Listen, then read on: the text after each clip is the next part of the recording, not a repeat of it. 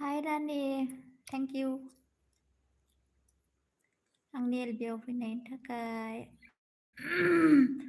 दहायबो दसे फैखांबायमोन रानि आङो साननै साथामल' फैनायखाय बन्द खालामनानै आरो दा गोदान फैफिनदों मालाय बे समाव जि माबा होयो खोमा LB होयोदां ओंखायनो रावबोआनो फैया आंनाव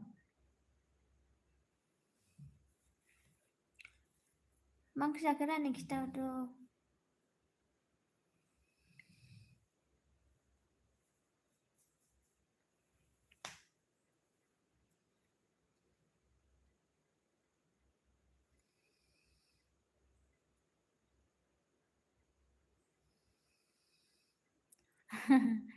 ए भइस थेंक इउ दे दहायबो फैदों दाबो फैदों लाइक दान थेंक इउ नेटाबो दहाय स्ल' जादोंमोन ओमफ्राय माबा माबि सेरफ्लांदोंमोन आङो रानि हाय होनहरबाय हनै ए भइसआ ए भइस ओंखाम जाखांबाय नामा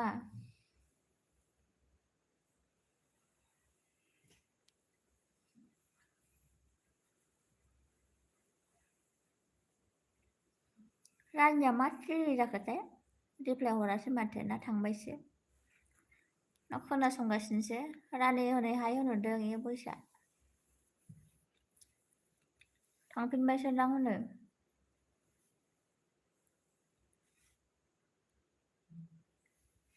ए भइस हेल' मा खबरनो नै रानिया मा खबर होनहरदों ए भइसआ थांफिनलायबायसो नामासै माथो सानै दङ ओमफ्राय सासेल' नुबाय थाखो आंनानो नेटआ प्रब्लेम नामाथाय ए भइस जाबाय नोंलाय जाबाय आंबो जानायालाय खुदुना आलु बिलाहि मा ओंख्रि जानाय ए भइस खिथाद' रानि मा ओंख्रि खिथाहरद'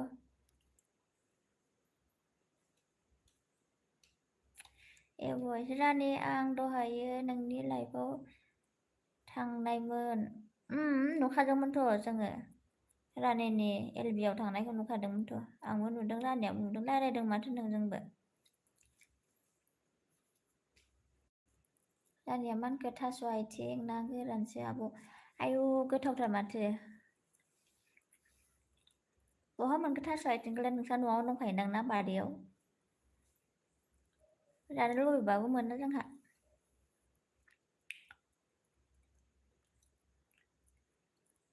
अ भइस गोदान ना नों गोदान ना गोजाम जाखो दे ए भइसआलाय अ ए भइस गोदान ना नों ए भइसआ गोदान आरो रानि गोदान नङा खोमा जेबो नङा दे गोदानबाबो ए भइसआ मा होनखो दाउदै आमलेट दालि जल आलु भाजि सोमोन गोथावानो दे सानफ्रामबो मा मोनबाय थानो ना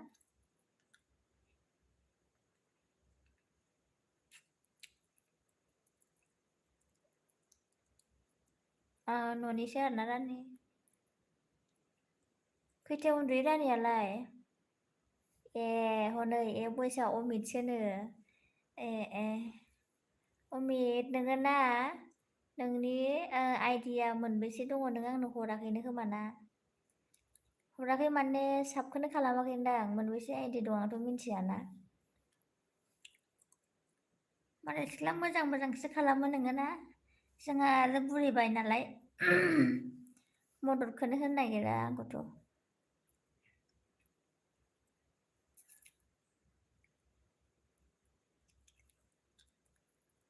रानिया मा होनखो दसे उनाव उन्दुनोसै आब' उन्दुबानो जाबाय आरो उन्दुनो ओंखारबाय नालाय रानि गामियावलाय थाब उन्दुखायोना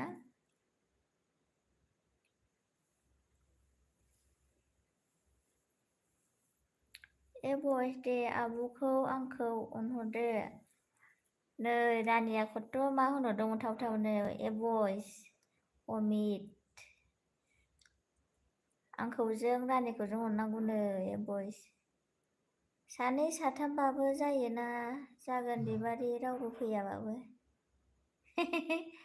आंनियाव फैयाहाय ए भइस मा होनगोनथाय आङो ओमफ्राय आं मालायनियाव नटिफिकेसन फैनाय लोगो लोगोनो थाङो आङो ओमफ्राय आंनियाव फैनो नागिरा नै सासे फैदों मा नाम होननांगौ जाखो बेखौलाय दि बेल्ला 23 ब्लक हाय थेंक इउ आंनि एलबिआव फैनायनि थाखाय हारसा जाखोना गंगार जाखो बेबा दे बर'बा माबा मोनसे कमेन्ट हरदो बेला 23 ब्लक ए भइस अमानो थास' रुबावोसो मालाय रानि सनाया औ रुयोथ' आरो अमा बिराद दं बिसिनाव अमा फियो रुवाबा उफाय गैया रुनांगौथ' आरो नङाबालाय मा जानांगौ अमाया बेला 23 ब्लक मा खबर खिथाहरद'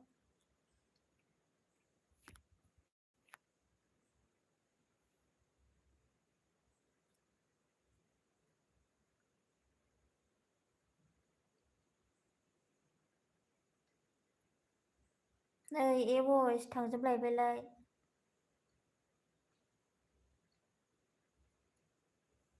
आं लाइभ होबा आं एलबि होबाथाय मानसिफ्रा सैमा आथिंसो थाथेरा जेरावबो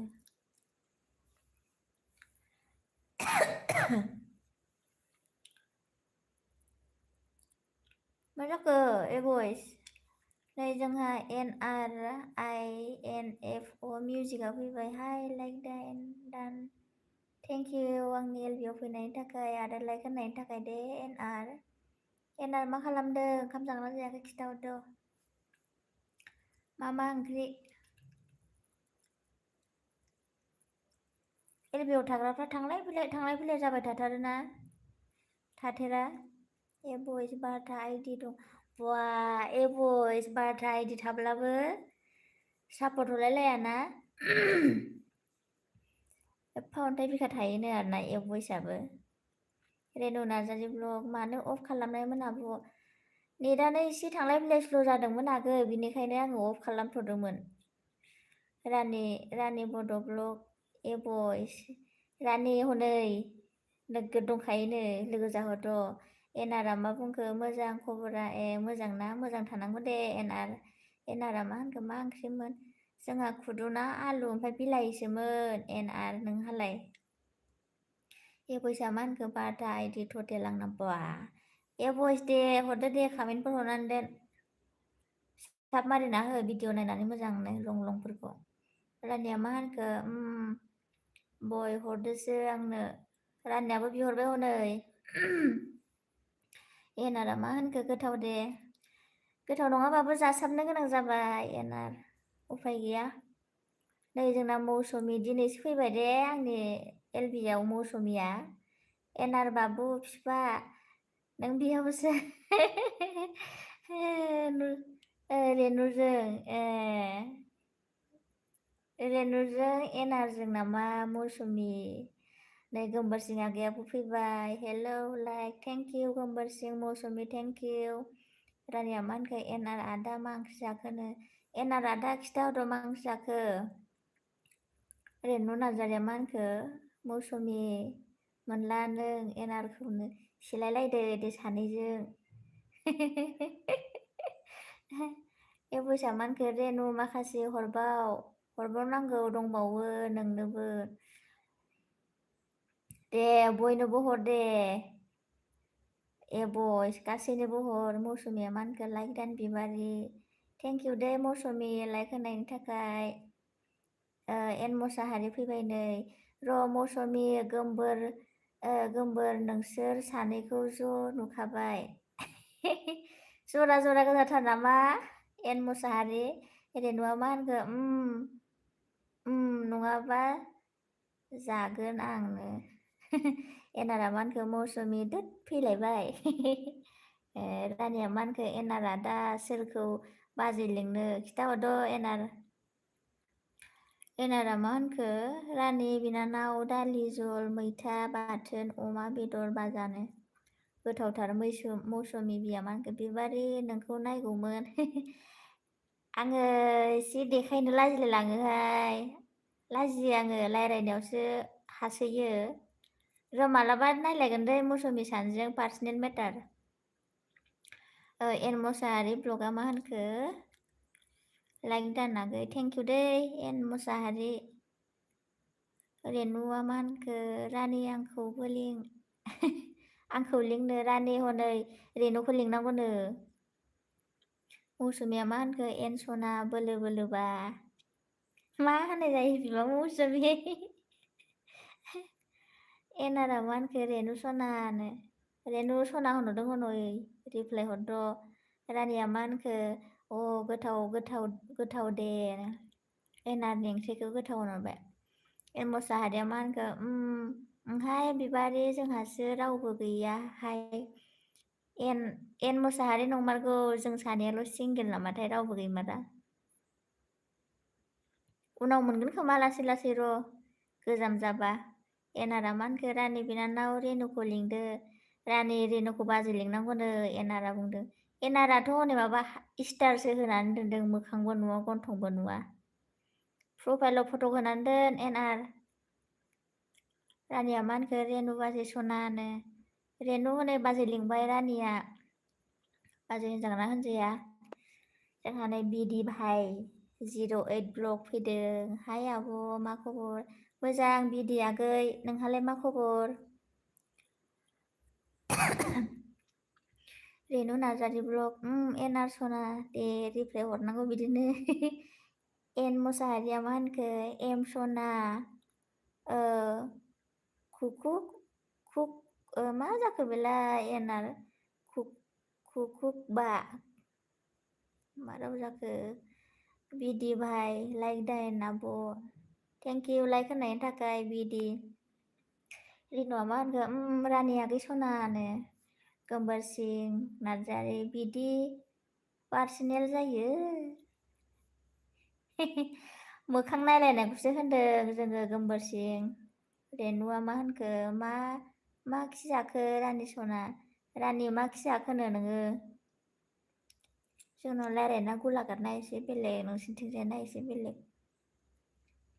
मौसुमिया मा होनखो एनआर ड्राइभर्स होगोन आंखौ बिनि उनावसो मा जानांगौ जागोननो ड्राइभर्स होखांनायनि उनाव फाइटिं नांलायदो सानैजों मौसुमि सोर हायो रेनु नार्जारि ब्लग बिदि भाइ डाक्टार हिजिरा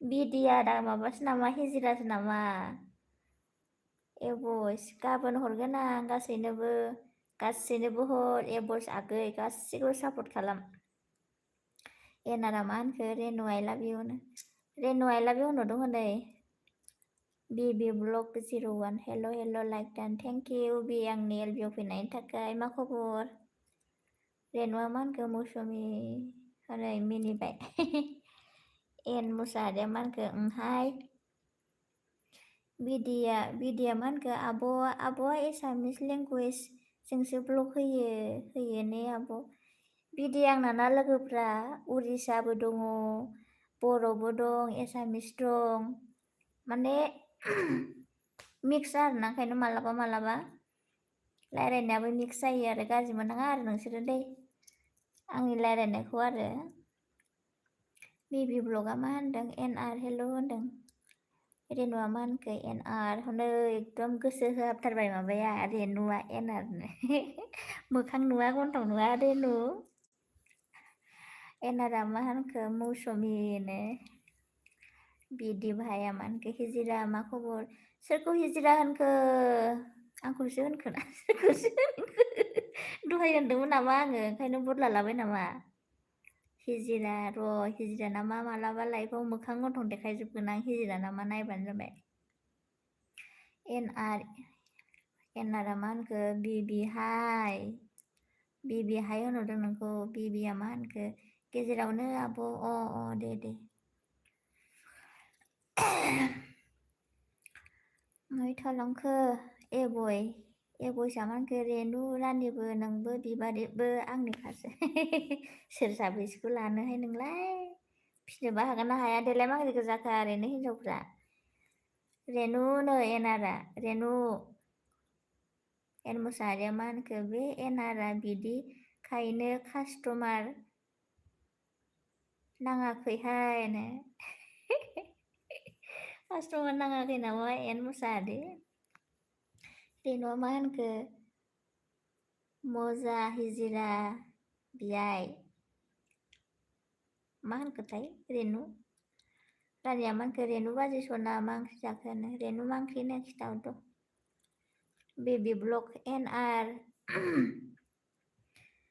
फाइबा दाबो हरा निउयै मेंजोब्बाय आं ने मेंजोब्बायनो हरद' मा बिदों NR बिदिया मा होनखो गोमबोर सालथे मा ओंख्रि जाखो गोमबोर सालथे मा ओंख्रि जाखोनो खिथाहरद' अमा ना दाउ NRआ मा होनखो एन मोसाहारि थोस एन मोसाहारि नोंखौ थोस होनबाय हनै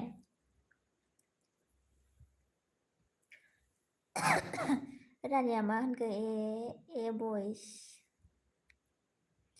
बिदि भाइ ब्लग रोदोम ब्लग फैदोंनो गोदान थेंक इउ रोदोम ब्लग आंनि LBआव फैनायनि थाखाय मैथा नासो सालथे सोरबा सिनायनायानो खोमा रोदोम नाम लाना फैबाय ना गोदानसो आं सिनायला दे रेनुआ मा होनखो नारजिजों अमा टमेट'जों अमा रानि सना नोंस्रालायनो गोथावथार माथो NRआ मा होनखो बिबि ब्लग हरगोन र' सिन्था खालामनाङानो रोदोम blog like thank you like होनायनि थाखाय रोदोमजि ए बयस सोर लागोन आंखौ साथामजों सासे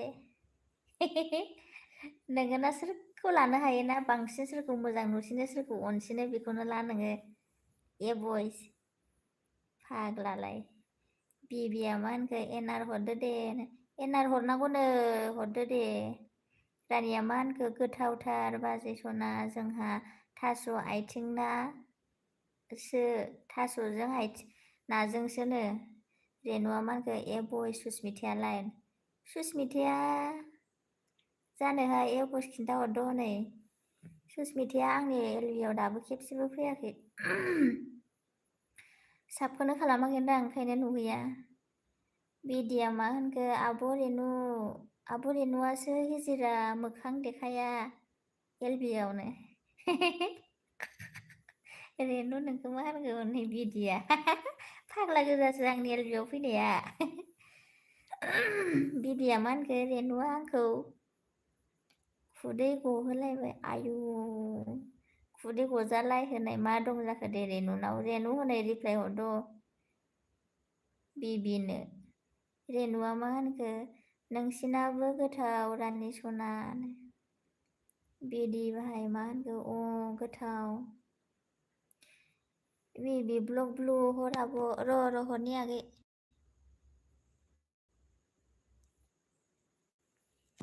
खिथा जादोंना जायाखै दै ब्लु हरनाया रेनुआ मा होनखो आब' बिदिया हिजिरासो नंमारगौ खोमाहाय ओंखायनो महर मोखांबो बारा मोजां सिनाया बिसोरनिखौ NRआ मा होनखो बिबि ब्लग हरगोन लासैनो हरगोन ना हरा ना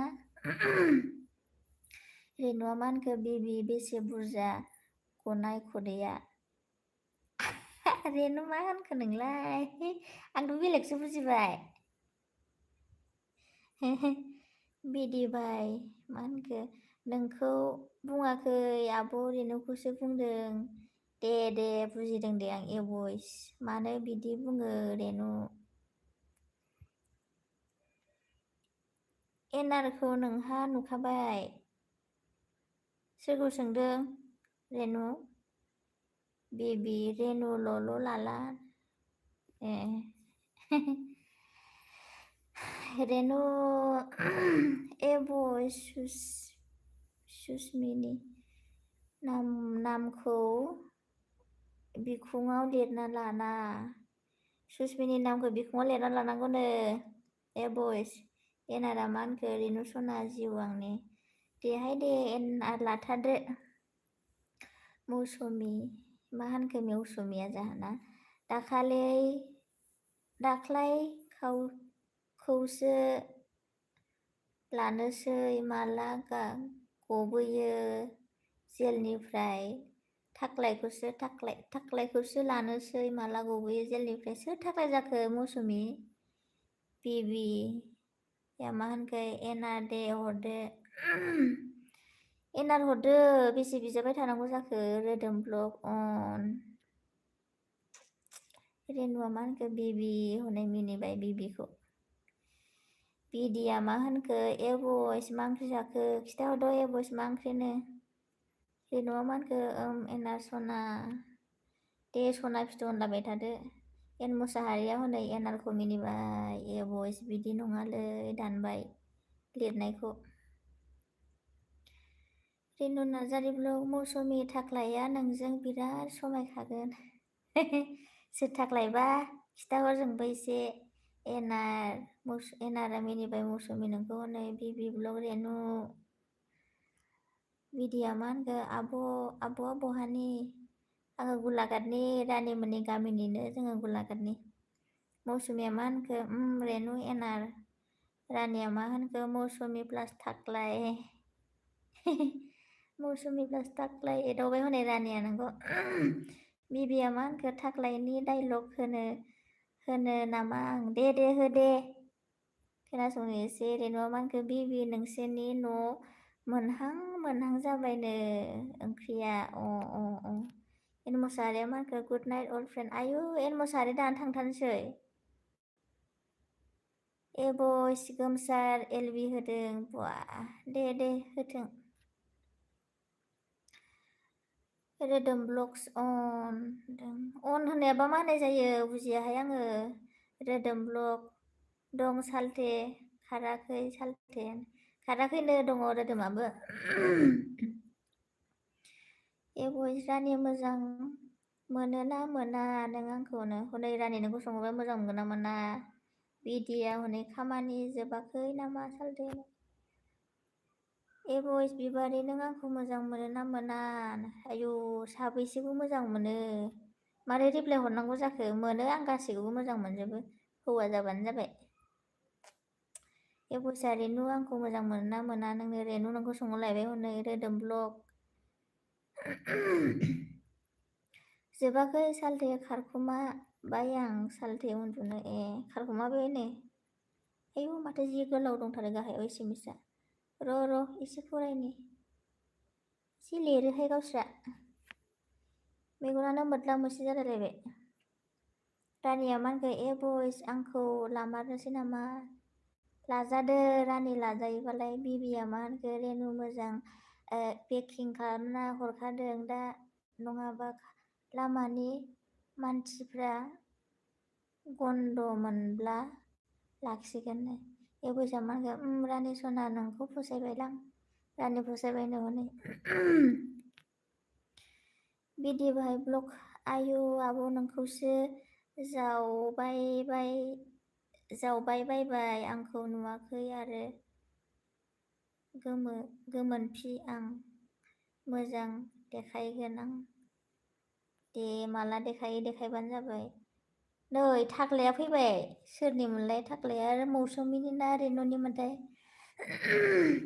थाख्लाय नार्जारि फाग्ला सोर जाखो बेबा हाय लाइक दान थेंक इउ दै लाइक होनायनि थाखाय नै आदा लेथना दासो फैदों थेंक इउ दै आदा लेथन आंनि एलबियाव फैनायनि थाखाय बिबारि गुड मर्निं लाइक दान आयु मा बारथा जाबाय नामा आदा लेथन गुड मर्निं होनबाय जे थाख्लाय नार्जारि फाग्ला नै आं फैबाय दे फैनांगौसो थाख्लायनि मोखां लानानै साला थाख्लायनि बायदि एक्टिं रोङो नोङो बिबिया मा होनखो रानि आब'निजों सेम मोनबाय आं बयसखौ बिबारि आब' गामि खाथिनि नालाय ना न'आबो खाथि एखे जानाय बायदि मोनबाय खोमा ओंखायनो ओमफ्राय बिदिया मा होनखो भाइ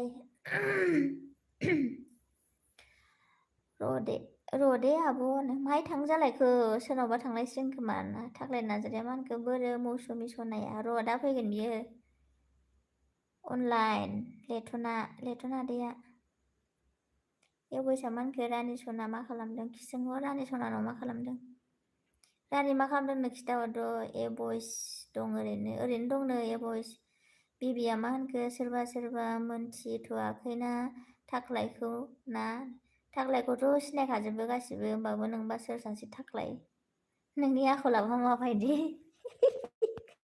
थाख्लाय बायदि जानो हागोन नोङो भइसआ मा होनखो ओंखाम जाबाय नामा सना रानि ओंखाम जाना जायाखै खिथाहरद'। रानिया मा होनखो हनै जेलनिफ्राय गबोबाय नामा गबोमारबाय खोमा। रेनुआ मा होनखो बेबि मोजां पेकिं खालामदों आं मोजां पेकिं खालामदोंनो। रानिया मा होनखो भइस जाखांबाय नोंलाय? एथ' नादिया मा होनखो आं खारनोसै कामेन्ट नुवाखैबा नाइट बाय बाय। आं फरायलांगासिनोथ' आदा लेथुन। भइसआ मा होनखो भाइरेल जादोंना हमजादों आं नुदों दे नुबाय था। रेनुआ मा होनखो मौसुमि हनै थाख्लाया गबोबाय माथो। मौसुमि खिथाहरदों हनै रेनुआ। रानिया मा होनखो मिनिबाय हनै। भइसआ मा होनखो आंबो जाबाय रानि सना उन्दुथ'वा नामा नों? रानि उन्दुथ'गोन ना थ'वानो? रानिया उन्दुथ'वा र' आंनि एलबि जोब्बासो उन्दुगोन। बिबिया मा होनखो रेनु देवानिया अबावबा थांना फैफिनबाय नामा? थांलाय फैलाय देवानिथ' आरो। रानिया मा होनखो भइस उन्दुनोसै दसे थाना नोंहालाय? दसे थाना उन्दुनोसैनो भइस। रेनुआ मा होनखो जोंना खांखमासो बुथारदोंमोन बिबि। खांखमा दं नामा? बिबिया मा होनखो हेल' रानि आब' रानि नोंखौ आब' होनबाय हनै। भइस रानि सना नों उन्दुबानो उन्दुगोन आंबो। इस साला रानि उन्दुबासो उन्दुगोन दे। गोमबोरसिं नार्जारिया फैफिनबाय आं थेंकिउ आगै फैनायनि थाखाय। सोरनावबा थांदोंमोन आरोना। गोमबोरसिंना थाब फराय दे कामेन्टखौ। आं फरायख'नो हायाखै मेला हरथारबाय। एसे थाहाब नोंसोरबो। थाख्लाय नार्जारि फाग्ला बोरो मौसुमिया बिबिया रेनु बांद्राय गोथाव ओंख्रि जायो ओंखायनो खांखमाबो जोबा। रेनुआ मा होनखो बिबि बेसेबा गोबावजों दिनैसो मासे नुदों खांखमाखौ। बिबिया मा होनखो आब'आ मिथियाखैना आब' थाख्लायखौ? आं जानो हाया आब' थाख्लाय बायदि। थाख्लायखौ आं मिथियाखै र' जानोथ' हाखानाय नङा थाख्लाय बायदि। रानिया मा होनखो हेल' बिबि आगै मा ओंख्रि जाखो? मा ओंख्रिनो खिथाद' बिबिया मा होनखो रानि आब' रेनु नार्जि अमा हरदोंमोन अनलाइनाव दाबो फैयाखै आब'। रानिया मा होनखो रानिया होनदों आरो एनारा बहायबा थांदोंमोनदां दासो फैदों। एनारा मा होनखो रानि बिनानाव मा ओंख्रि मोननो? रानि मा ओंख्रिनो? रानि ना गोरान ना थास' आथिं? भइसआ रेनुआथ' आंखौ लाखाया मिथिखादों आं। दे मिथिखादों आं एसेनो नों गोमबोरसिं रानिया मा होनखो एनारा दा थास' आथिं नासोमोन। एनारा मा होनखो रानि बिनानाव गोथाव दे। गोमबोरा मा होनखो रानिया मा होनखो गोम सना मा ओंख्रि जाखो? गोमबोरसिं खोन्थाहरद' आगै रानिया मा ओंख्रि जादों सोंदों। एलबि लानायाबो गोरलै नङाहाय लोगोफोर। जि खुगा साख्रेबलायो मेगनानो एकदम मोद्ला मोसि मोनलायलायथारो। नोंसोर माबायदि मोनोथाय? एनारा मा होनखो रानि बिनानाव नोमबाजै रेनुआ बहा थांखो? दा फैगोन र' अहायबा थांदोंदां। बिबि एनारा हरथारासैनो। एनार हरद' मा बिजाबाय थादों?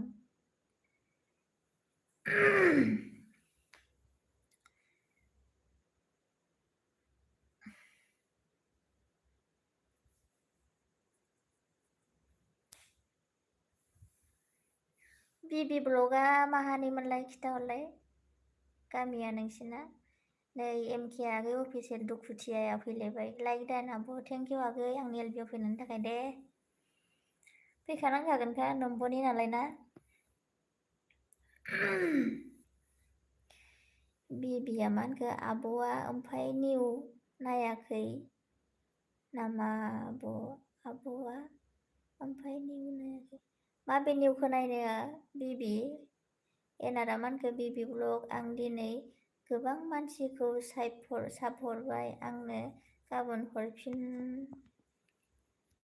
हरफिननोसै दे दे रानिया मानखो एनारा दा बारा दा हगार सोरबा सेना लांगोन थाब नागिरदोंसो रेनु बाजैखौ थाब नागिरदोसो रेनु बाजैखौ बिबि चिरां बिजनि खयला मयला नि आब' गामियानो जाथो नोंसिनिथिं एमखेया मा होनखो आं लोमजादों आब' हाब दहायसो मोजांमोन मालामोन लोमजालायखो मुलि जादोंना जायाखै मुलि जाजायाखैबा बिबिया मा होनखो निउस नायाखै नामा आब'आ माबे निउसखौ खिथालाय एनारा मा होनखो रानि बिनानाव नोंबो नोजोर हो एसे रानि नोजोर होनांगौनो रेनु बाजैखौ बिबि एनआर जागोन दे रानिया मा होनखो बिबि आगै बिजनि दाउलाफारानि खाथि नामा दाउलाफारा दाउलिफारा गैया नामा दाउलाफारासो दं नामा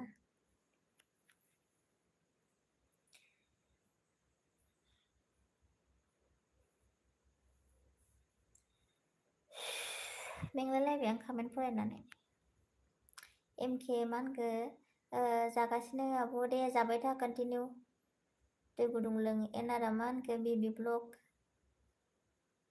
लाइक होबाय हनै अके होनदों बिबिया मा होनखो रानि नङा आब' साहा फोथारनांगौसो आब' साहा फैथारनांगौसो आब'नो एनआर होनदों बिबिया नै महेश बर' ब्लग थेंक इउ महेश बर' आंनि एलबियाव फैनायनि थाखाय मा थाख्लाया आलु जोब्बाय माखौ आलौखो महेश बिबि ब्लगा मा होनदों बिबारि आब'खौ बुजिहोनो हामारासै आं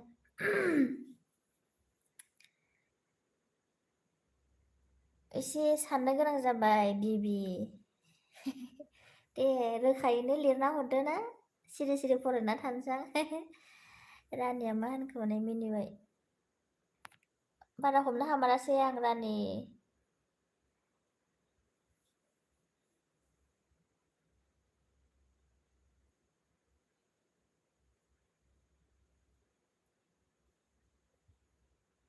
एसे सानदां र' मा जाथावथाव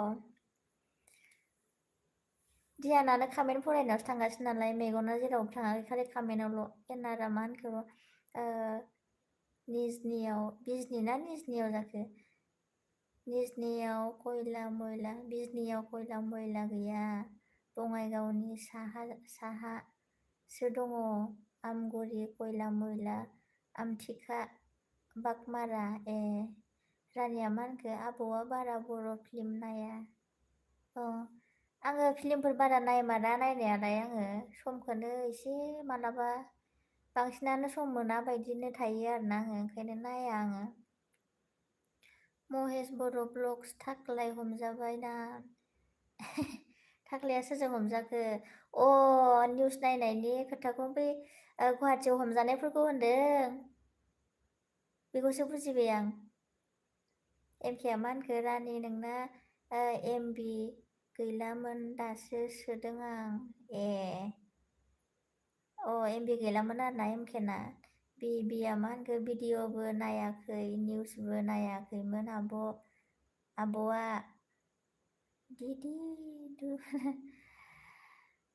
मिनिबाय मिनिदो दे रानिया मा होनखो नंगौना गुमै एमखेया होनदों रानिया हनै मिनिबाय बिदिया मा होनखो आब' नों फैफिनबाय दंखायोनो रानिया दहायनिफ्रायनो थांबाय गासिबो थांस्राजोबखायो फैबाथाय फैबाय स्र' फैखायो अहायबा एटेन्ड जाहैलायबायदां मानसिफोरा बिदिया मा होनदों आब' आं फैफिनबाय दे फैफिन दे फैफिननांगौसो रानिया मा होनखो निउस नायबा खर' गाज्रिसो जायो नंमारगौ रानि जायो बिबिया मा होनखो एनआर दस्राफ्रा बुजियाना थोंजों चिरां बिजनि खयला मयला होनबाय ब्रा बुजिदो नोंबो जेरै लिरदों बिदिनो होनलाबायबाय आं। एमकेआ मा होनखो आब' मा ओंख्रि जाखो? जोंहा खुदुना आलु ओमफ्राय बिलाहिसोमोन। बिदिया मा होनखो गोमसार आदैनि उनाव दं आब'। गोमसार आदैनि उनाव दं। गोमसार आदैनि उनाव मा जाखो गोमसारा? बिदि आब'आ बहानि? आं गलाघाटनि बिदि। रानिया मा होनगोन? बिदिया होनबाय आरो महेश बर' ब्लगा ओइ बिबारि नों आंजों फ्रेन्ड गैया खोमा। महेश फ्रेन्ड गैयाबा आंनाव ना जायखिजाया एसे 3 मिनिट 4 मिनिट भिडिअखौ नायनानै ना कमेन्ट हरनानै दोन। आङो लोगो आङो सिगां आं माने रिप्लाय हरोमोन आरोना गासिबो आनसार जाजोबो आरोना। बेनिखायनो आङो गाबोन हरगोन नोंनो नों कमेन्ट हरनानै दोन दे आगै। बेबि ब्लगा मा जाखो आब'आ गाबोनसो थाख्लायखौ मोनथिसिगोन ना आब'? गाबोनसो मिन्थिगोनथ' आरो मोजां बुजियाखैना आङो। रानिया मिनिसोबाय हनै मौसुमिया फैलायबाय। मौसुमि बिबारि दारि गोनां। आंना नामानो दारि गोनांसो थाबाय नामा? मौसुमि बिबिया मा होनखो गोमसार आदैनि एलबियाव दं होनदों रे आब'। गोमसाराबो एलबि होगासिनो होमबा। गोमसारा आंनियाव फैयाखै गाव होनायखायनोथ'। एमकेआ मा होनखो दहाय माथो दाउ बुंदोंमोन आब'। दहायना बेलेग दानिया बेलेग दहाय आं सानैखौसो खोन्थादों दा हरनिखौसो खोन्थादों एमके। रानिया मा होनखो मौसुमि प्लास थाख्लाय। अमित दैमारि बिबारि सना मा खालामदों? अमित आगै आङो नोंथांमोनजोंनो दङ एलबियाव लोगोसे जेरावबो गैया। जेरावबो जेबो खालामाखै। बिदिया मा होनखो आब' मौसुमिया रानि थेंक इउ होनहरदों। रानिया मा बुंखो? रानिया मिनिबाय हनै हा।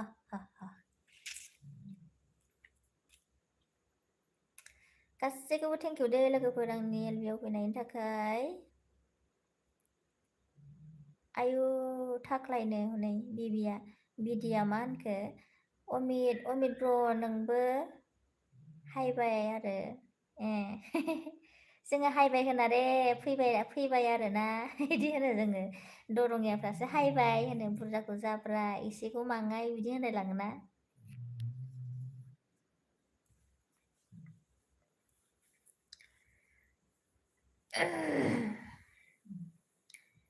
मौसुमिया मा होनगोन बिदि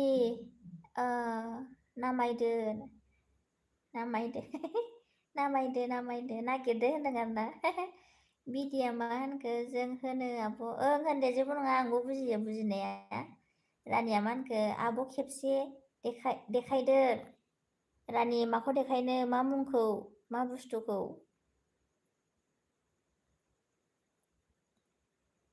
हा मौसुमि बिदिया मिनिबाय हनै।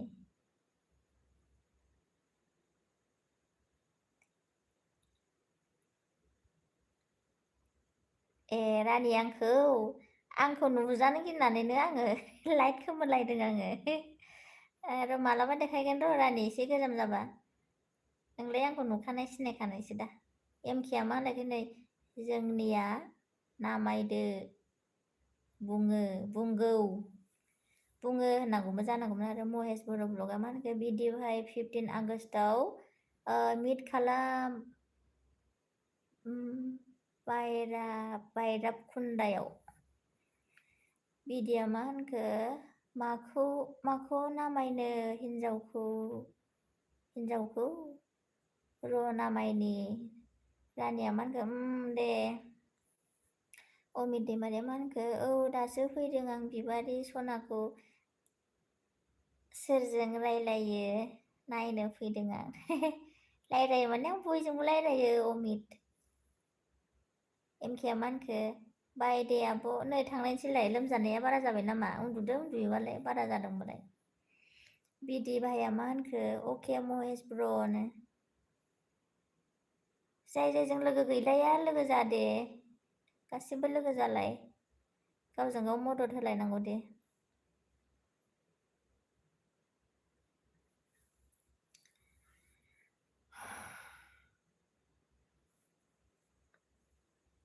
ओइ थाख्लाया फैलायबायलाय। आसोल थाख्लाय ना सोर थाख्लाय जाखो थाख्लाय नार्जारि फाग्ला हाय थाख्लाय बोरो मौसुमियाबो दंमोन र' खामाय हरगोन दसेनि उनाव बहाबा थांबायसो नामाथाय बिदिया मा होनखो मा मैगं जाखो अमित मा ओंख्रि जाखोनो खिथाहरदो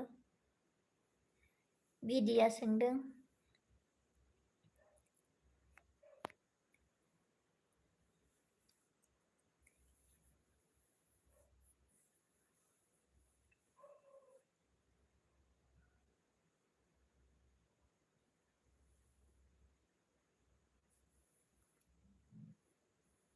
एमके मा जायाखै होमबालाय मानोथो थाङो जालायखो ना बेलेगनाव थांनो गोनां दङ बिदि भाइ ब्लगा मानखो आब'आबो बुजियो आरो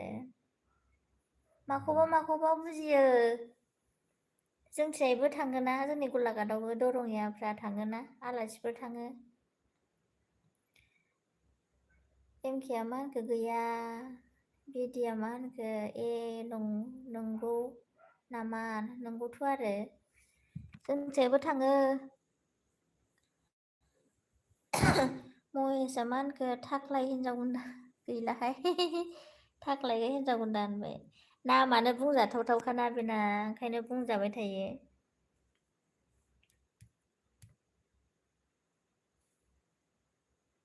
बिदिया मा होनखो जनाय माने मा दे आब' जनाय माने जोंनि रावआव ना हायज्रिफोरनि रावआव गाज्रि आरो जिराय होनदों आरो माने हारसानि बहा बहक बिदि आरो बुजियो दे जोंबो फिसाखौ एसे गिदिरफोरखौ एसे गोब्राब जायो आरो बुजिनो दे सोंबाव मा सोङो राइट नंगौना बिदि अमित दैमारिया मा होनखो आलु बाथोनसो बिदि ब्र आयै जेबो गैया होमबा आलु बाथोनसो जाबाय दिनै अमित आगै दे मालाबा जानांगौ मालाबा जानांगौ आलु बाथोनबो ओंखाम गोजाबो सोमजानांगौ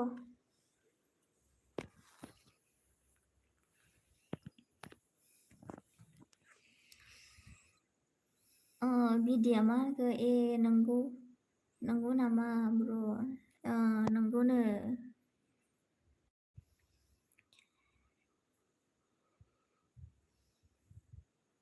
अहायबा खुस्रोदलाहैबायदां मानसिफ्रा गैलानो माथो साब्रैल'सै सोर बेबा सोर महेश दं बिदि दं ओमफ्राय सोर दंथाय नै गैला सानैल'सै दे बिदि सोंबावलाय मा सोङो नोंसोरनि रावनि आं होनो हागोन ना हाया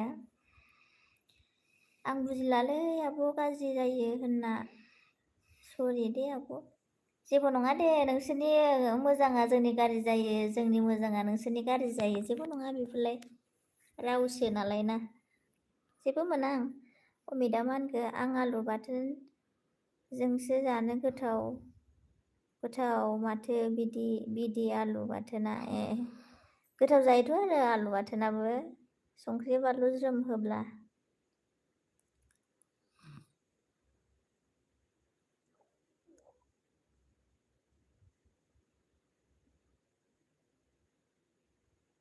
लोगोफोर खोनासंलाय मोनसे खोथा होननां बे हारसाफोरनि एलबियाव जोङो एफा थाङो ओमफ्राय हारसाफ्रा जोंनि एलबियाव फैया माथो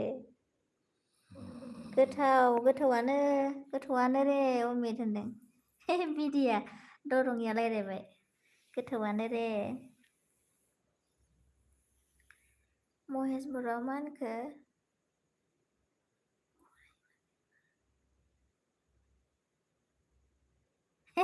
महेश मा सोंखो खराय माने मा खराय माने सारायखौसो होनबायदां साराय ना माबा बिदि खोन्थाहरलाय महेशआ माबा सोंदों आंखौ हनै रानि बड'ब्लग अन रानि नों बहाय थांना फैखो खिथा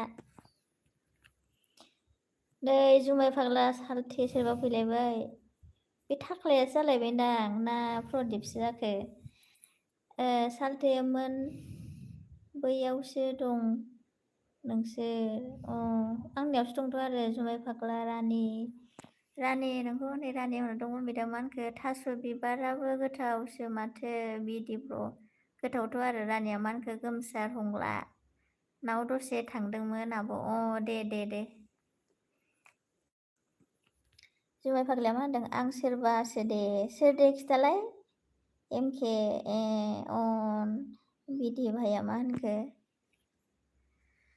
जानो आं बुजियासै आब' लरासो बुङो आब'जों जानो बेखौ आं मिन्थियासै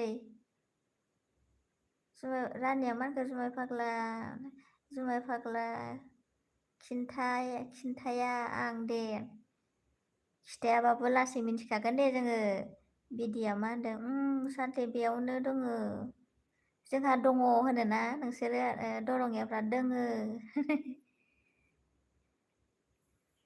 दे खिथाहरलाय बे जुमाय फाग्लिया सोरबा मिन्थियोब्ला महेशआ मा होनखो नोंना बोराया गन्थं सोगाबबाय नामा थाइ मा बोराय थानांगौ जाखो बोराय गैया आंना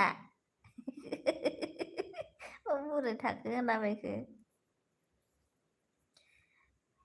महेशआबो खोमाया गोथोंथार नामासो गैयालै बोराय गैया जुमाय फाग्ला बुङो हामगौ फाग्ला बुंनो हामगौ जुमाय फाग्ला हा सालथे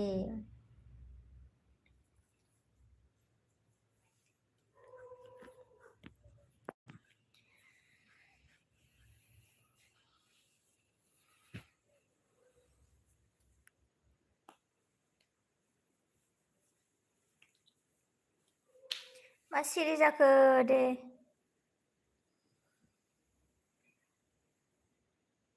जन लिजा ब्लग दिनै फैदों आदाया थेंकिउ दे आंनि एलबियाव फैनायनि थाखाय আপনার কি খবর দিদি কৈছে मोर खबर भाले আপনার কি खबर बिदिया मा होनखो हा सालथे मा मैगं जाखो खोन्थाहरद' सोरखौ होनदों सालथे भात पानी खुआ हलने जन लिजा ब्लग्स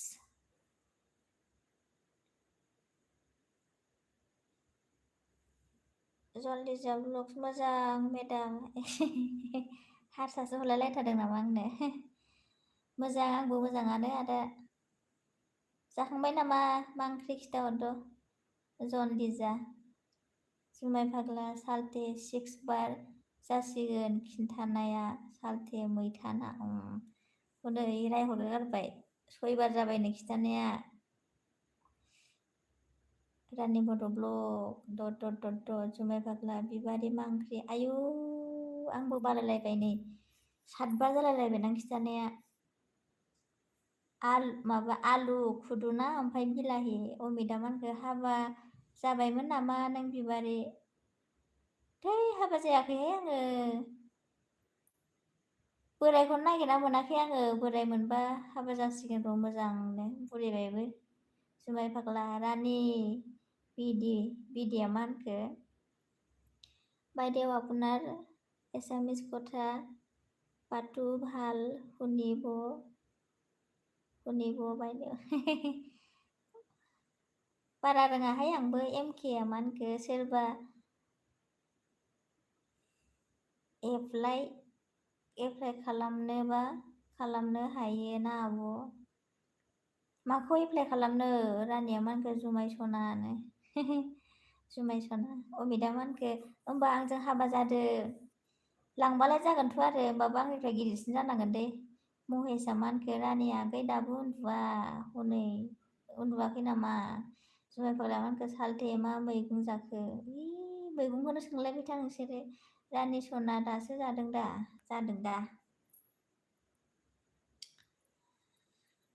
रानिया मा होनखो महेश आदा उन्दुथ'वाखै रानिया उन्दुथ'वा र' आंनि एलबि जोब्बा उन्दुगोन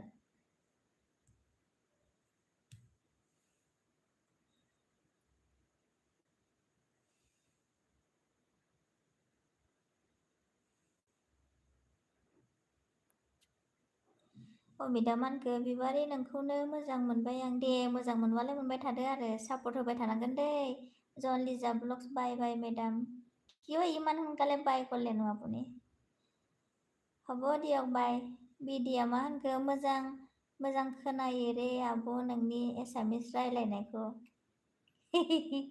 मोजां खोनायो नामा रायलायबालाय आरो बयनिखौबो मोजां खोनागोन आरो नोंबो रायलायबा नोंनिखौ मोजां खोनागोन आरो जुमाय फाग्ला दिनै मैगंनि दावराव नामा एमके मा होनखो आब' बिसोरो बेसे जाखो बैसोआ बेसे जाखो आंना 45 जाबाय नोंसानि आइजोंसो समान आं महेश बर' ब्लग आं उन्दुनो ओंखारबाय रानि आगै बिबारि नै दसेनो फैयो दसेनो उन्दुनो ओंखारलायबायलाय बेलेगनावसो थांगोन नोङो मिथिबाय आं महेश बर'खौ अमिता मा होनखो आरो आंखौ बावनो मोननाय नङा नों नङाबा मोनगोनबो बावा दे जुमाय फाग्लाया मा होनखो नोंसोर मानो एफ्रा एसामिस रोङोलै आंथ' एसेबो रोङा जाया गाराबाबो रायलायलाबायनांगौ होमबासो रोङो रोङैखौ बिदि होना बिदिसो होनो होनबाथाय रोंनानै लायो आरो रायलायलाबायनांगौ जोंबा रायलायलाबायो लाजिया फाङा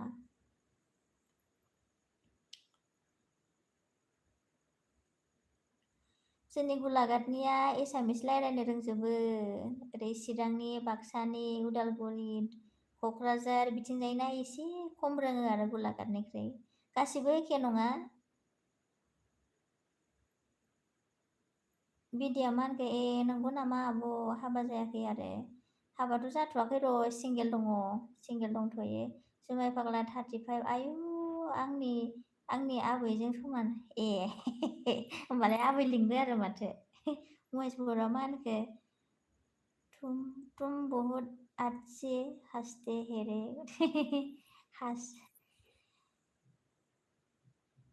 जन लिजा ब्लगआ अबे जायगायाव थायो मेडाम आङो मा बुंबावनो दे आङो नोंनो उनाव पार्सनेल खिथानोसै आं भिडिअ नायबानो मिथिगोन दे नोङो जन लिजा दा आं बहा थायो भिडिअ नायाखै नालाय मिथिया आरो एमकेआ मा होनखो आं थांगासिनो नोंसिनिथिं फैबानो जाबाय आरो रानि ब्लग मा होननाय जाखोथाय रानि बियो रानि ब्लग आब' मिनिथावथावना सोंथार नामा रानि मा होनगोन दे आङो देलाय जुमाय फाग्ला आबैखौनो लिंनांसिगोनथ' लिंबानो जाबाय आरो आबै लिङो ना आबै नाथु लिङो ना दाउथु लिङो बिदि भाइ आब'आ दालाय बहा थायो आंनि भिडिअखौ नाय बिदि होनबानो मिथिगोन भिडिअ नाया नालाय नोंसोर मिथिया महेश बर' बिबारि नोंखौ हाबा जानाय बायदिसो मोनदों हाबा जानाय बायदिसो मोनदोंमोन माने हाबाथ' जाथ'वाखै दा सिंगेलानो दं लासै लासै मिथिगोन दे जन लिजा ब्लग सिसुपानिनि नामा जन लिजा ब्लग सिसुपानि खाथिनिनो जोंनि लामानिफ्राय आधा घन्टासो लामानि गोजान आरो जुमाय फाग्ला आबै गांजिमा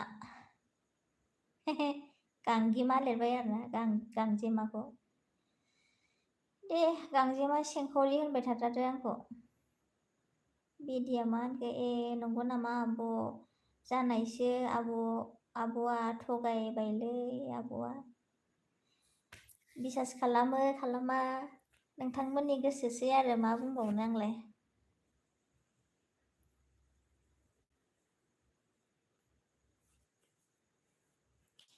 माथो सिरि जाजोबखो जुमाय फाग्लाया मा होनखो सिगाङाव रिया साबसिन जागोन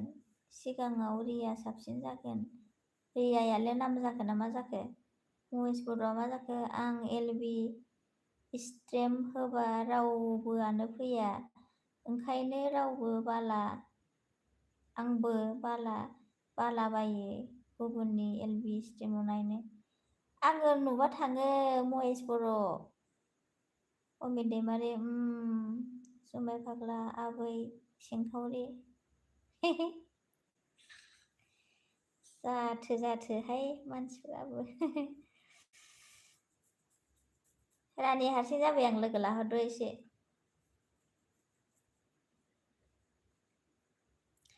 जन ब्लग नोंसानाव आलासि जानो थांगासिनो फै आदा वेलकाम गासैखौबो होनबाबो आंखौ लोगो मोननाय नङा आरोना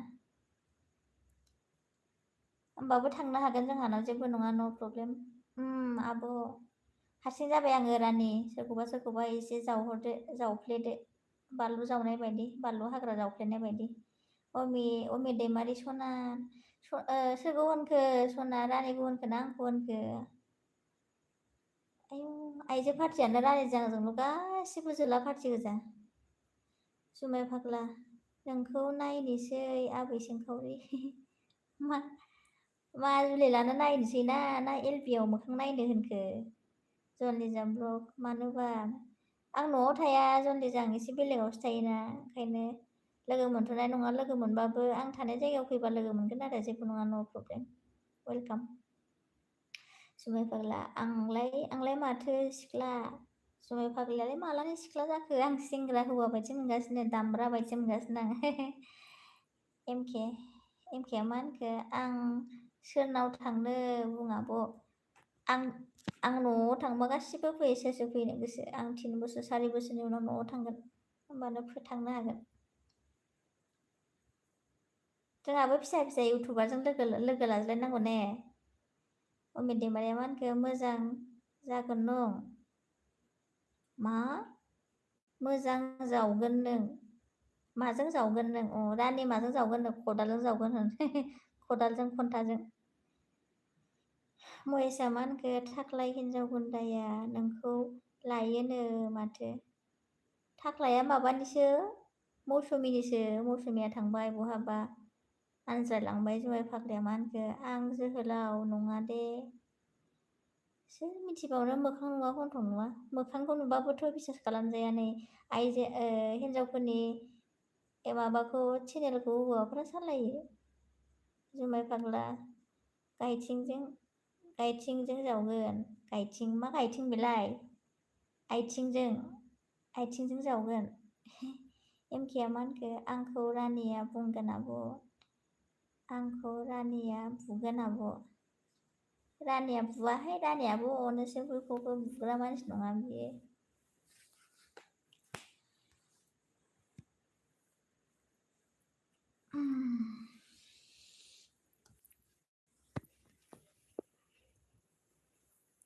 रानिया मा होनखो दारि गैयिनि एलबियाव दारि गोनांफोराल' बांसिन थाखायो आब' ओंहाय रानि बिदिसो जाबाय नै जोंहा दारि गोनां नालाय दारि गैयि नालाय दारि गोनांफ्रा फैबाय आरो दारि गोनांफ्रा दारि गैयिनाव थांबाय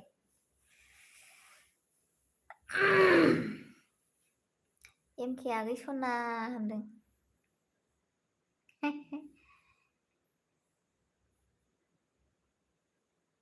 एमके अफिसियेल आं गियो आब' रानिखौ मानो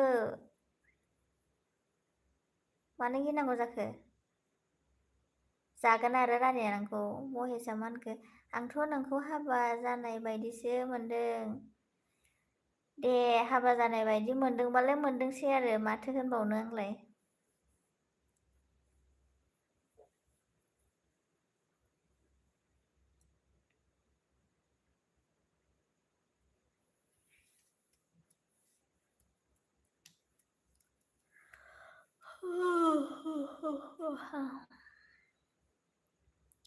अमिता मा होनखो रानि दारि गोनांजों गैयैजोंसो जाबासो समायो औ बेबो नंगौ एमके महेशआ मा होनखो नों बहानि मोनलाय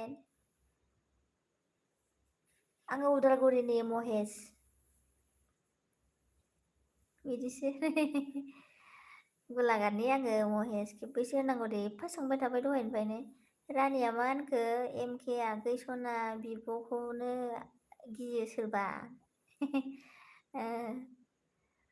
जुमाय फाग्लाया मा होनखो आं सोरमोनलाय बावबायलांनो हाब गावखौनो नों सिनायला आंथ' हमनो हायाखै सोर रानिया मा होनखो अमित होनदों आरो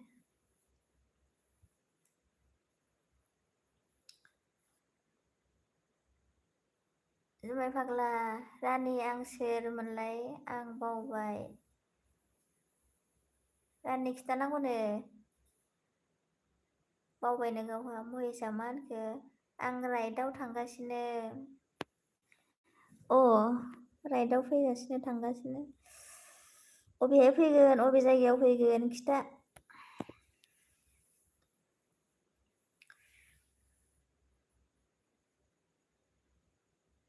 एमकेआ मा होनखो आब' रानि आं गियो नोंखौनो। रानिया मा मोसा नामा रानिखौ गिनो?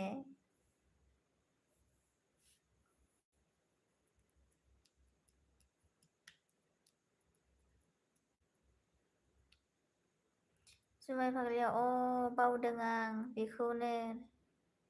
ए हनै एमके आरो रानि बियो।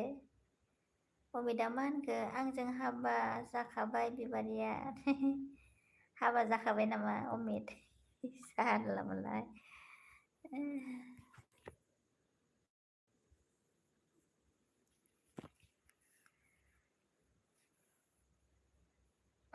नों लिंहरबानो थांगोन र' बिबारि आगैसना। फैनो हागोन आरो नोङो 47ल' सापर्ट खालाम आं लाजिबायसोनो एमकेआ बुंदों आरोना।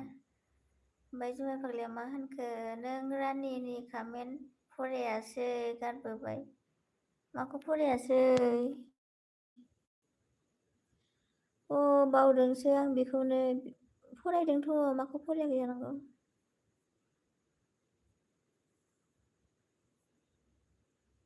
कमेन्ट श' जायाखैदां ना मा जाखो?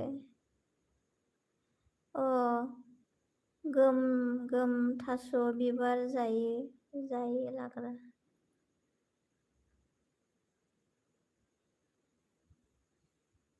बावबायलां माखौ फरायाखैमोनथाय बावबायलां। जुमाय फाग्लिया आंनि नङा रानिखौसो दे एमके आंखौ रावबो सापर्ट खालामा। मानो खालामा जानांगौ माथो एमके माथो आं खालामगासिनो माथो।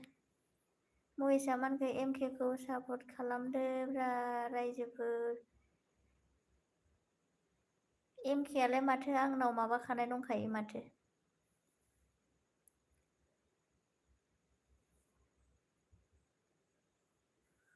महेशआ दुखु मोनसोबायनो एमकेनि थाखाय सापर्ट खालामदो बयबो।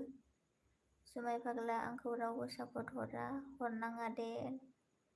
बे जुमाय फाग्लानाव माबायानो गैया भिडिअ'आनो गैया। आंखौ रावबो सापर्ट खालामनाङा दे जुमाय फाग्ला मिनिदों साला एमके आं गाबनो ओंखारबाय आब'। मानो गाबनांगौ जाखो? माबाखौ गोसोखांलायबाय नामा नोङो दुखुखौ नोंनि दुखुखौ?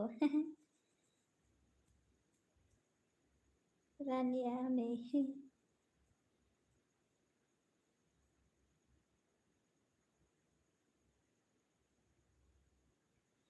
अमिता मा होनखो जानला मोनला जायो नामा?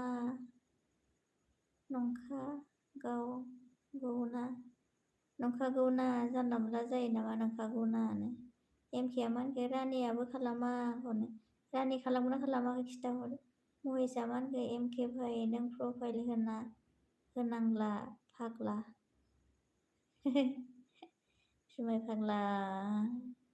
जुमाय फाग्ला उन्दुनोसै खोमालै आं दे उन्दुयोबा उन्दुदो दे जेबो नंला। उन्दुयोबा उन्दुदो।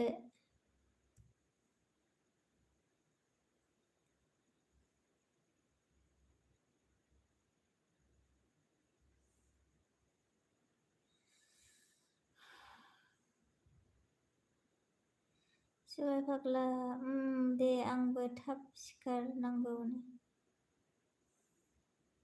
गावखौनो गाव रायलायबाय थाबाय गावनो गाव। आंना बेटारियाबो 17%ल'सै दोननोसैबो आंबो बारा गोबाव थाला। जुमाय फाग्ला बाय आबै सेंखावरि दे। एमकेआ मा होनखो आं गाबोन दाननिसै इउटुबखौ। मानो दाननांगौ जाखो? दाननाङा। रानि एमके आगै जुमाय फाग्लाया आं गाबनोसैसो आबै सेंखावरि। माबायदि गाबगोन गावलाय माबायदि? ग्रेव होनलायनाय गाबसिगोन ना मा जाखो?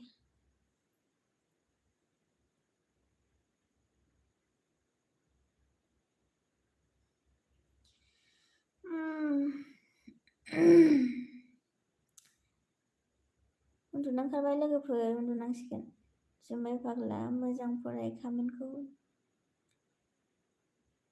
मोजां फरायदोंथ' आं गोमबोरसिंसो आबै सिंखावरि गोमबोरसिं ओंखायनो नंगौ जाखो मोनबेसे आइडि दं नोंनालाय मानो दाना जानो 47खौल' मा जानो जोंनाबोलाय आगोलहायबो बिदिनो दा जोंनाबो बिदिनो लासै लासैसो बारायलांदों दा आंनाथ' जेब्लानिफ्राय LB फैदोंना बेनिफ्रायसो एसे बारायलांदों आंना नङाबा बारायखाथारामोन बारायगोन आरो नोंनाबो लासै लासैनो जुमाय फाग्ला ब्रा लासै लासैसो बारायलाङो आंनाबो गैखायामोन आगोल सिगाङाव LBआव फैनानैसो एसे बारायदों जुमाय फाग्ला आंनाव गोबां दं हिसाब गैया हारसिं रायलायबाय दा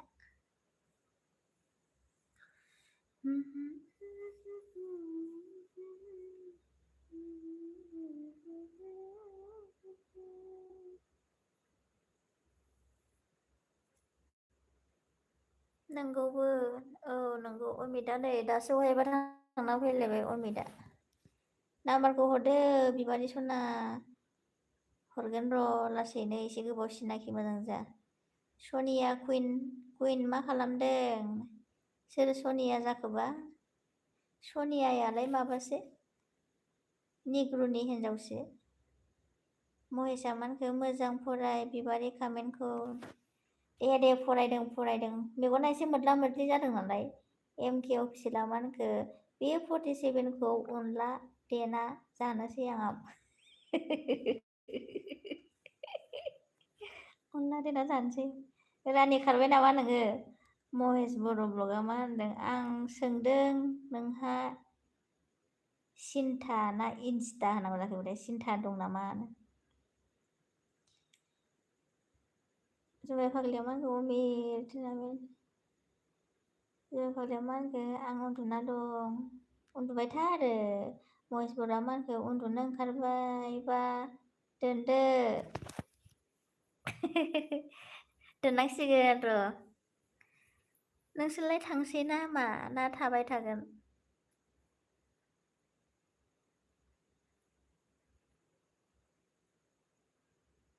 ओंख्रि जाबाय नामा सनिया कुइन सनिया रावबो गैयालै बेहाय जाबायथ'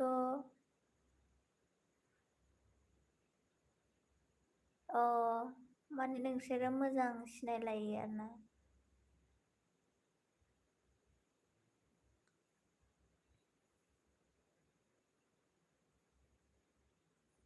आंलाय माथो सनिया जुमाय फाग्लिया सनिया ना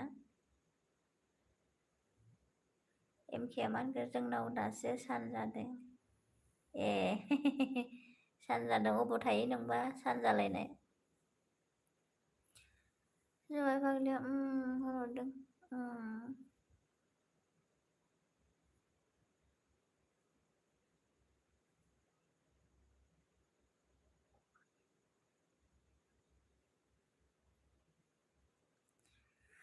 ना मैथासोमोननो जुमाय फाग्ला मोनहा अमित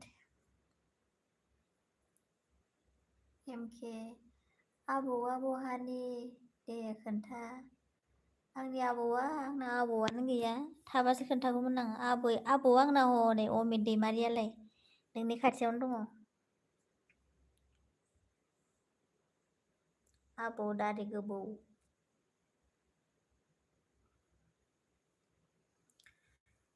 अमित सालथे होनबाय माने जुमाय फाग्लिया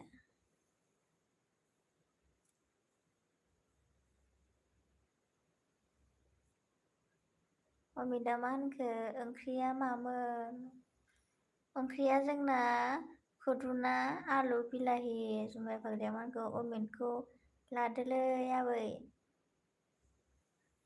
आं आबु जानो समायनाय नङा खोमाहाय बियो माथो फट'खौ नायबा फिसाला बायदि नुयो MKआ मा होनखो नों बहानि सोरो आङो ना अमितआ नै अनसाय स्टेटास फट' हाय होनदों थेंक इउ अनसाय आंनि एलबियाव फैनायनि थाखाय मा खबर नै बिदियाबो फैफिनलायबाय आरोना सोरनावबा थांनानै आं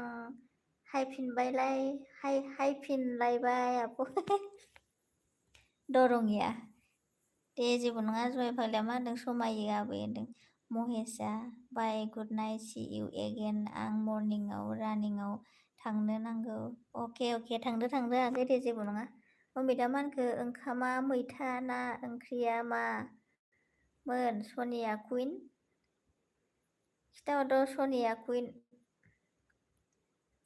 बिदि नोङो सोरनि एलबियाव थांना फैखो आं मिन्थिखादों अनसाय मा खबर खिथाहरलाय अनसाया माहानिमोनथाय जुमाय फाग्ला बिदि सालथे माथो फटकखौ नुनानै फिसाला बायदिसो नुयो एमकेया मा होनखो नोंखौ बुंदों बिदिया मा बुंखो एमआरडि नाव आब' एमआरडि नाव थांदोंमोन आरोना दाबो दं नामा ना जोब्बाय महेशआ मा होनखो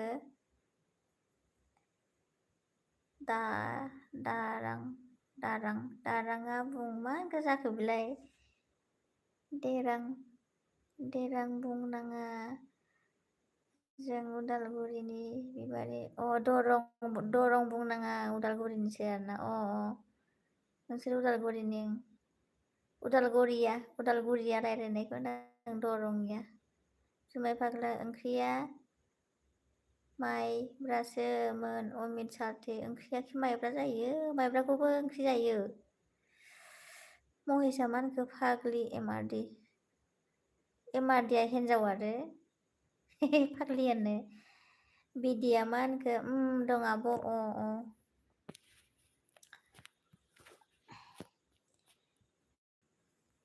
एमकेया मा होनखो आबौआ मयनानि एलबि फैलाया माथो होनबावनो आरो मालाय फैयैखौलाय जुमाय फाग्लाया मा होनखो जोंहा जायोथ' आरो बिदिया मा होनखो फाग्लि एमआरडियाव ब्र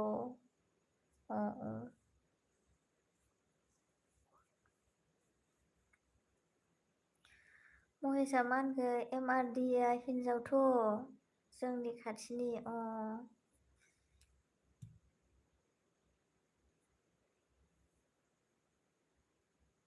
दे हिन्जावालाय हिन्जावसै आरो जुमाय फाग्लाया मा होनखो आं एमआरडिनाव लाइक होनो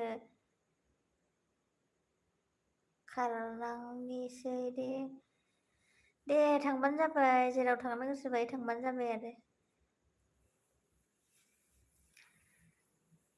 दोनदो आब' हर जाबाय एमके नोङो आंजों बालायबाय आरोना आंनाव थानो बालायबाय नोङो थां नोङो ओमफ्राय थांदो फैनांलाबो ओमफ्राय फैबाथाय रायजागोन आंजों जुमाय फाग्लाया मा होनखो एमआरडिया हिन्जाव नङाथ' सिख्लासो दे सिख्लाना बुरैसो मिथिबावनो आरो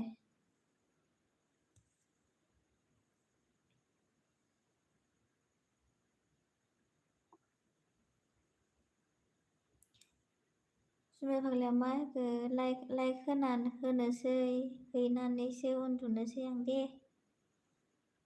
जुमाय फाग्ला बाय एमकेया दे जोबजासिम थागोन आं आब' जेबो नङा आगै थायाबाबो आं जेबो मोना आंबो उन्दुनो ओंखारखाबाय ओंखारनायालाय नोंथांमोननि मेसेज हरनाया जोब्बानो आंबो उन्दुनोसै आरो दोननोसै आरो महेशआ मा होनखो एमआरडिया बैसो जाबायथ' दाबो हाबा जायाखै बाला बेसे बैसो जाखो दे थागोन दे एमकेया होनदों आरो जुमाय फाग्लाया सालथे गाबोन थाब सिखारनांगौ सालथे दे नोंसोर रानिं खालामो साख्रि मोननांगौ दे रानिं खालाम मोजांनो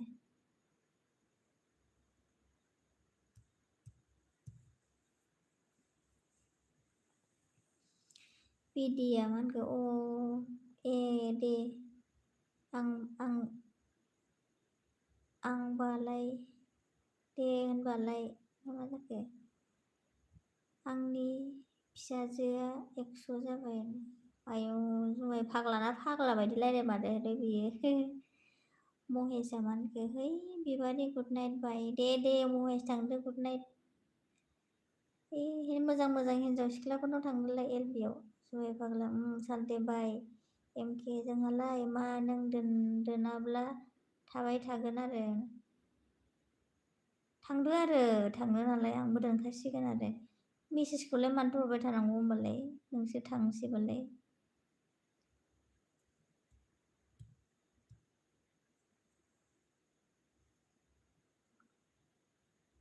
थांदो एमकेआ अबेहाय थाङो सोरनाव थाङो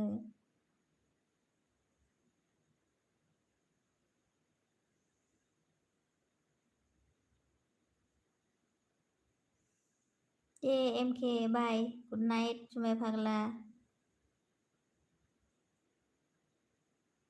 महेशआ आरो मा होनलायखो है बिदि थाङा आं गाबोन रानिंआव थांनो नांगौना बिबारिया गैसना दे थांदो जेबो नङा थांला आं मानो थांला जालायखो जुमाय फाग्लायालाय थांदो एमकेआ मानखो थांनोबो बायो आब' थां जेबो नङा आं जेबो मोना नो प्रब्लेम थांब्लाबो थाङाब्लाबो जबरदस्ती नहीं जुमाय फाग्ला नोंनावनो थाबाय थासिगोन 12 घन्टासो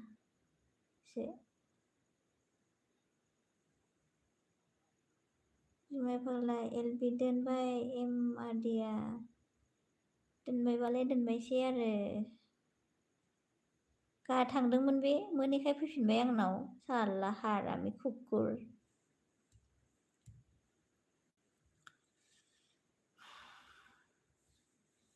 बिदिया थांबाय नामा एमके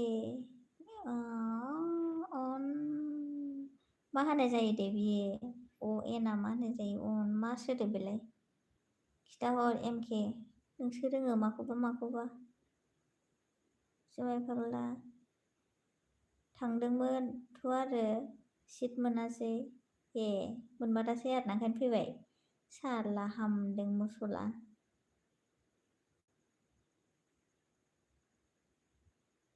महेशआ मा होनखो आं गाबोन 6:30 एलबि स्टेम होगोन गाइस इमान फुङाव होगोन आरो नों आगै आं फुङावबा थांनो हानाय नङा एफा फुङाव 8टा 8:30सोफ्राव होबा बा 9:00सोफ्राव होबा हागोन आरोना गोरबो सिंनि राव फाग्ला अनना अ बुजिबाय दे अमित दैमारि सनिया कुइन जुमाय फाग्ला आयै सेस खासै होनदों आरो एमकेआ मा होनखो दंबाय दं होननाय जायो आब' दे अमित सना अमितआलाय बोरो अमितआ सिरिथार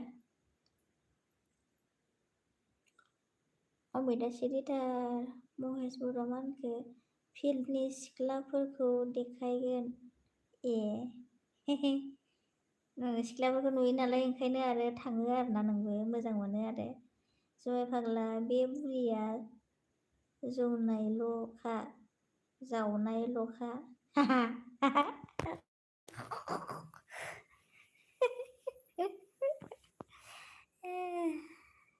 जुमाय फाग्ला जख' दे नोंबो सासे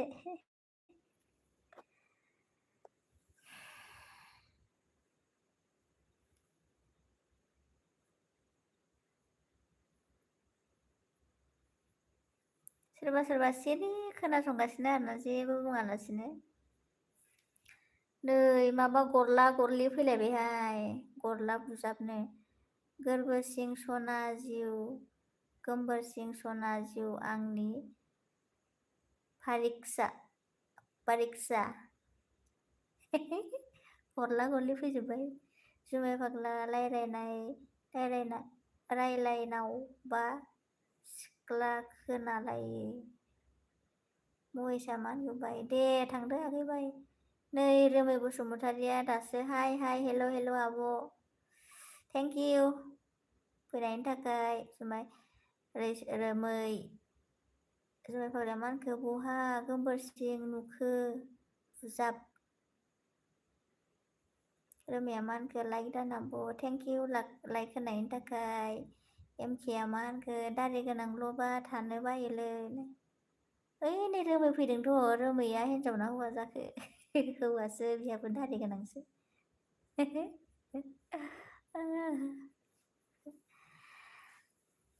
रोमै नोङो सोरनि एलबियाव थांना फैखो खिथालाय आगै?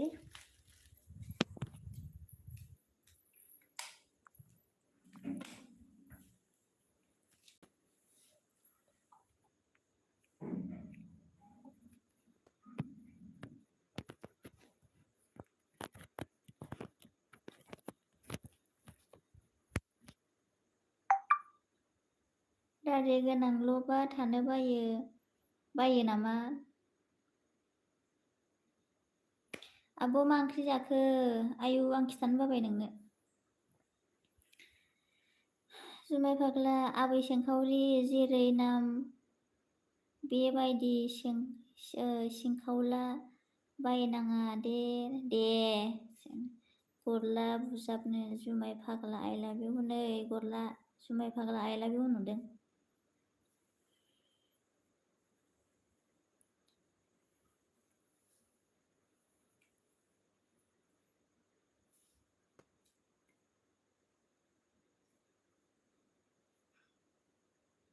गरलाया मा होनखो बे एमकेआ दारि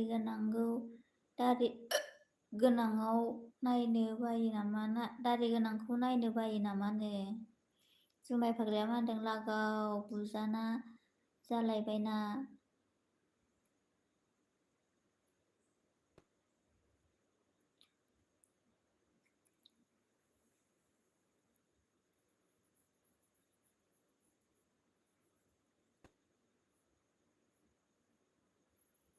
एमकेआ मा होनखो आंना खोमाया बारा खोनायालै। मा जाखोथाय आब'? डाक्टारनाव देखायजा मा जादों मा मादों होनबासो मिन्थिगोन दा। गरला बुजाबा मा होनखो जुमाय फाग्ला आं सिख्लासोथ' आं नोंखौ मोजां मोनबाय सनानो। हनै गरलाया मोजां मोनबाय नेवखौसाना मिसा जाखो? रोमै बसुमतारिया मा होनदों आं रावनिबो एलबियाव थाङाखै आब'। ए आङो दासो फैनायखाय माने सोरनिबा एलबियाव दं नामा सानदों आरोना आङो ओंखायनो सोंदां। आबै सेंखावरि नोंखौबो खाथियाव मोनबा आयु रुवाजों हेथारसिगोन मा जाखो? होथारगौमोन आंनो होबाय बायो नामा?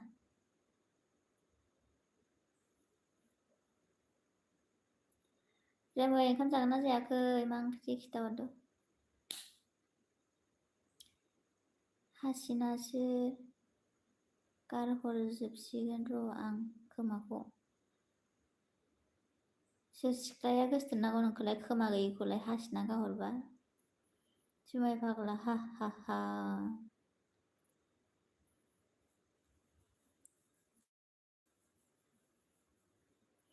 जुमाय फाग्ला एमके अफिसियेल गरला बुजाब रोमै बसुमतारी दोनसै दे। एमके नों दारि गोनांखौ बायो नामा? दारि गोनांखौ बायो नामानो? हनै जुमाय फाग्ला दा लास्टआव खनसे देखायदे आबै।